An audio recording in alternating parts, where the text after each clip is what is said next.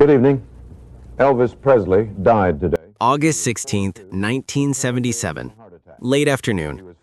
The wire machine started chattering in newsrooms across America with a story that would stop the world in its tracks. Elvis Presley, the king of rock and roll, was dead at 42.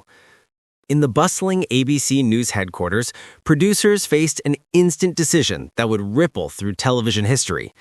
While their competitors at CBS hesitated, incredibly choosing to bury the story behind a segment about the Panama Canal Treaty, ABC understood the gravity of what had just happened. This wasn't just another celebrity death. This was the end of an era, the silencing of a voice that had shaken American culture to its core. ABC made the call: interrupt everything. Lead with Elvis. The network's evening news anchor faced cameras that night with a story hastily assembled from archival footage. There had been no time to get reporters to Memphis for the broadcast. But it didn't matter.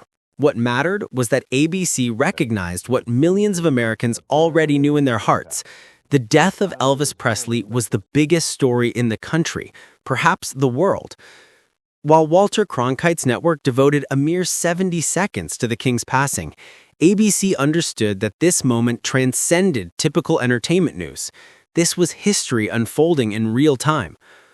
As the evening progressed and phone lines lit up across the nation, ABC moved quickly to expand their coverage. When word came that NBC was preparing a late-night documentary about Elvis's significance to American music, ABC announced they would do the same, a half-hour special exploring the legacy of the man who had changed everything. The images that flickered across television screens that night remain seared in collective memory.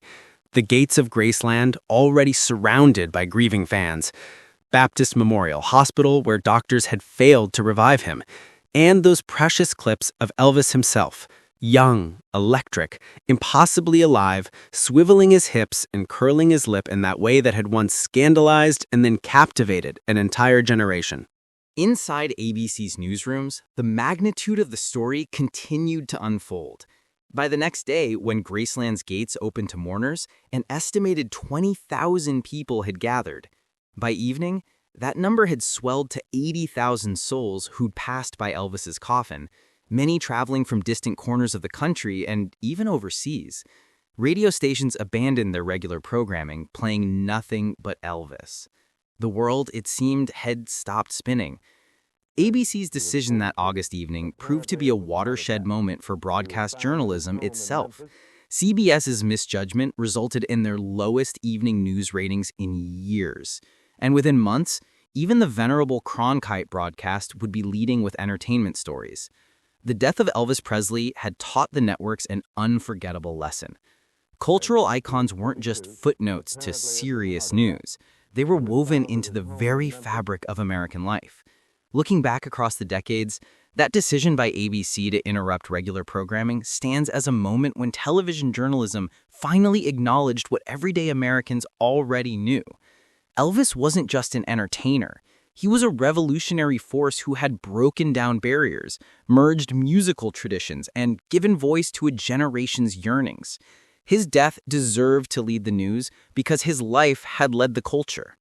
The grainy footage from that night, anchors speaking solemnly into cameras, file footage of a young Elvis in his prime, shots of fans weeping outside Graceland, remains a time capsule of collective grief.